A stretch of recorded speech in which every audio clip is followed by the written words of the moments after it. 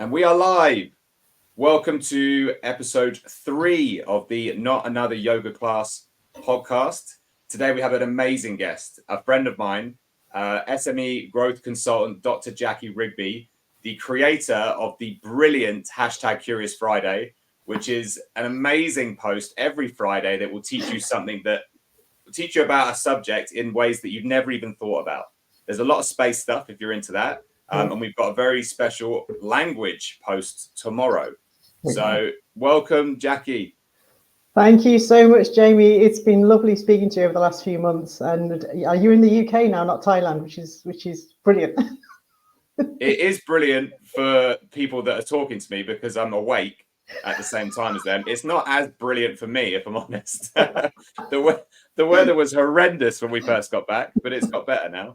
So today we're talking about culture, and we're looking at it from a really interesting perspective, because a lot of the time when we think or we talk about business culture, it's not particularly tangible.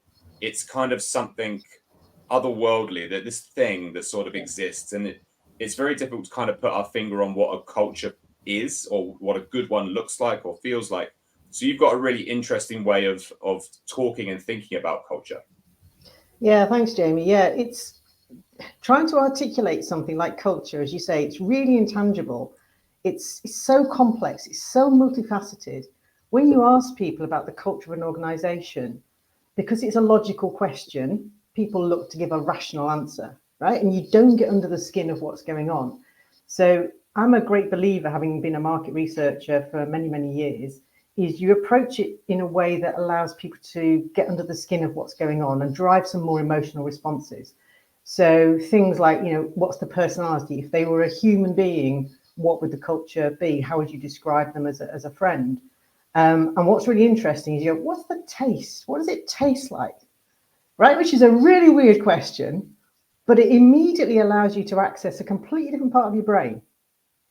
Right? It's drawing on a sense that we all use every day, and it allows you to think about the culture in a way that's not logical. It's more of an emotional response that you get when you eat something delicious, or you eat something that's sour, or you eat something that's bitter. And we've all been in organizations, right, that we know we could describe the culture, in terms of what it tastes like. And it can be multi-layered, it can be complex, it can be something that's bitter and sour and at the same time got a little bit of a fizz in it.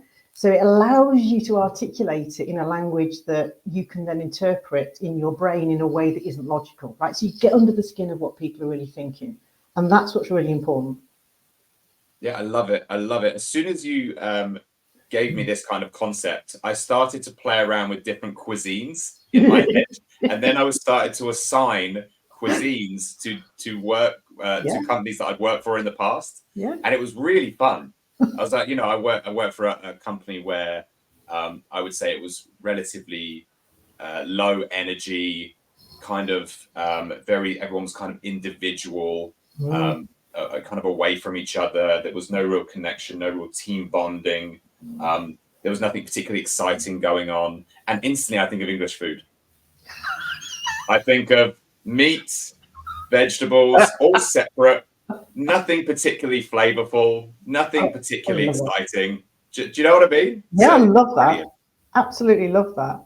It's fascinating. I've worked with businesses that I would say are, taste like Marmite. Some people loved it, some people hated it, literally, because, a culture is not a thing that everybody necessarily likes the same thing. I've worked with organizations that are like champagne and strawberries, they're fizzy and light and luscious and delicious and enjoyable. And I've worked with organizations that are like, eating radicchio and Brussels sprouts and, just bitter and sour and divisive. And it's a brilliant way to think about an organization that you work with, but also it allows you to create a future, right? Because culture is so important in terms of driving the organization forward, not just at an individual level, but in terms of business performance. And there's loads of stats I can talk about on that. Then it also allows you to then ask the question, what do we want our culture to taste like, right? Because you can bring that to life. Because the more 3D you make your goal, so it's not just words on a page, what does it look like? What if I walk into the room, what do I see? What do I hear? What are the conversations I hear? What do I hear my customers talking about? What food does it taste like now?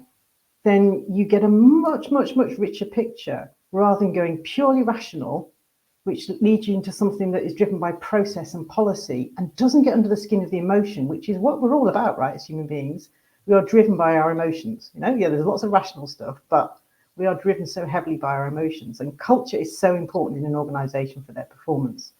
If you look at highly engaged businesses, they have things like 4 times the average growth rate. They have 20% lower attrition. They have 100% higher unsolicited job applications.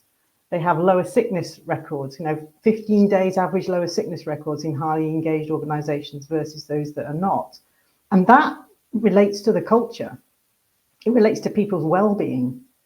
The stuff that you do, Jamie, if you think about, there's a virtuous circle between well-being of an individual and engagement, which drives performance. So the more people feel they're engaged, the better their well-being. But the higher their well-being, then the better their engagement is. And that virtuous circle feeds off each other, and that's been proven. So that everything interrelates that drives business performance. And there are stats after stats after stats about attrition, sickness, attraction of talent, share prices, dividends, whatever metric you want to put on it. Customer satisfaction is higher in highly engaged organizations that have got a good culture. So all these things, it's just so important. And the more I've worked with businesses and the longer I've gone on, the more important I realize that how culture impacts an organization's growth, right? So if you want more sales, then people tend to go, well, let's just get more salespeople. Let's give them some sales training. And I'm not saying you don't do that, but fundamentally, if your culture isn't right for that growth to drive those sales, then you won't get customers, you won't retain customers, you won't get happy people, you won't get healthy people, and your business will not grow as much as it could. So it's sort of fundamental, which is why you have to really get under the skin of it and not just treat it as something that is superficial and to do with policies and processes, because it's so much more. This is it, right? Like when I remember when I first learned about culture, it was taught to me in a way that felt very textbooky. I felt like I was reading about, technically I was at university, but I felt like it was very theoretical. Yeah. It didn't really feel like it was, it maybe felt like the culture was organically created rather than it was created. Oh, thank you, Sarah. She just said culture is fundamental to growth and success. Thank you, Sarah. Whereas what you're suggesting is that culture can be heavily influenced, and if you influence that base thing, that foundational thing, it will just bleed out in all of these amazing ways. So, guess what I want to do right now is flip the script and say, okay, well, what about when the culture isn't influenced and things start to break down? Well, how does that kind of bleed out? Yeah, it's really interesting. I mean, I've been working with a couple of clients recently where the situation has been, particularly in the economic environment we've got at the moment, right? Because it's stressful for everybody. So, and what you see is cultures that were okay when things are going well. When the pressure starts to come on everybody, the performance isn't as good, the P&L doesn't look as good, then it drives stress behaviors, right? Which then actually means that people pull away from the good stuff. And you find your culture starts to shift organically, right? Going the other way. So, and what happens is that you can literally see it. I mean, I've walked into offices and you can feel it. You can taste it in the air. It feels cold. It feels empty. It feels mossy. It feels just dark. And you walk into other offices that have found a way through with their culture and it feels alive and bright. And you start to see attrition go up. You start to see higher sickness levels, both short-term and long-term sickness levels. You start to see that it's difficult to attract talent. You start to see that you're not retaining your customers. And what happens is then that drives further cultural decline, which then drives further lower business performance. So it becomes this thing that unless you grab hold of it, it can drive you backwards. But it's not a quick fix, right? And it's so multifaceted. So working with businesses like I've done, where you take stock, and you take stock because you get data, right? I'm a scientist, right? Everyone knows I'm a scientist. So you get data. So you get data from your employees. That anonymous engagement surveys. It's got to be well worded. It's got to cover every area. Don't just play at it. It actually has to mean something. You get your engagement surveys. You have an independent one-to-one conversation with your leadership team. You have, I've done leadership surveys, which is really interesting to see how closely aligned the leadership team are and how far apart they are, which is really interesting. Yeah. Yeah, you do focus groups with employees to get under the skin of things. That has to be done independently, right? Because otherwise you're not going to get a sign of what's going on. And then playing back to the leadership team and going, right, here is the data that says what's going on. This is what your people are saying. This is what they're feeling. This is what they're doing. This is what they're not doing. Here's what you want to achieve as a business. Here's your vision, mission, values, your purpose. Let's look at the gaps. Because what quite often happens is the vision and the purpose and the values of an organization start to shift. The behaviors start to shift away from that. And it's hard to notice, right? Because it's a bit slow. It's not like an overnight thing. So you show the gaps and you go, okay, so that is the gap. This is what your culture tastes like. This is what it feels like. This is what people are saying. This is what you actually want to achieve, right? You're going the wrong way. And you get the team to work through the differences that they're seeing for themselves based on the data. And you get the leadership team to then go, okay, so what do you want to do about it, guys? And it is facilitated workshops to define that future culture and then define the actions that actually the team are committing to drive that culture. And it's fascinating working with businesses to do that, because you can see the light bulbs come on when they see the data. And it can be quite shocking, right? If you're a leader, it can be shocking to see data that you don't really want to see, right? Yeah. You don't really want to recognize the fact that the leadership team are not aligned, or one of your values about openness is clearly not being displayed on the floor by the leadership team. So it's uncomfortable. So you have to be brave to do it. But boy, when you do it and you change it, it makes such a difference. Yeah. Sarah's just said in the comments there that the leaders have to commit to the change, otherwise it can kind of push things further apart. Absolutely. And that's one of the toughest bits, so it's not something that a leader does lightly and does it without realizing that the work actually starts with them. I mean, I always say right up front, right, if you think this is about them, i.e. your employees, it's not. It's about you. It's about you as leaders. It's about you as a leadership team, individually and together.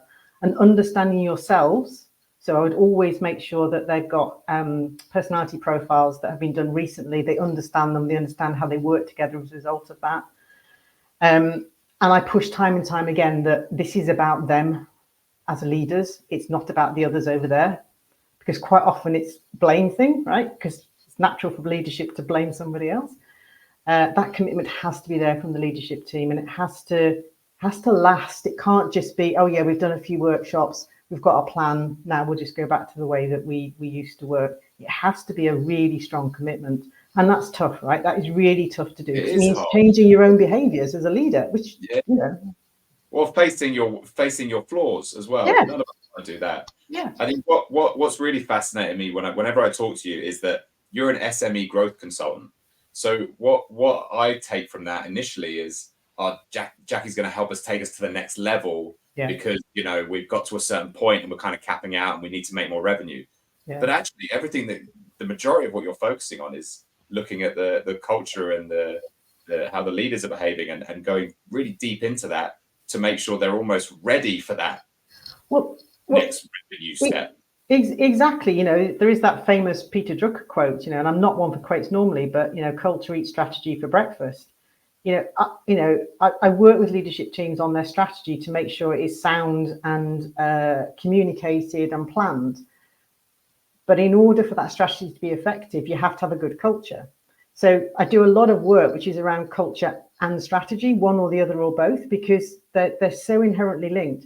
There is no point having a great strategy if actually you're not communicating, if it requires collaboration and your culture is not collaborative, if it requires sharing data and you believe that knowledge is power and therefore you don't tell anyone anything. So you have to have a cultural element to make strategy successful. So that strategy for business growth is not just your pillars of strategy, it is how you're going to execute it. So culture, more and more over the last few years, I've seen as such a critical part of me helping SMEs to grow. It's not just the strategy and the objectives. It has to come from the leadership. It has to come from behaviors. It has to come from the rituals, the routines, the actions, living out your values. There is nothing more frustrating for an employee than having values on the wall and then having their leaders display values which actually are in contradiction to them. There is nothing more frustrating, and we have all been there, right?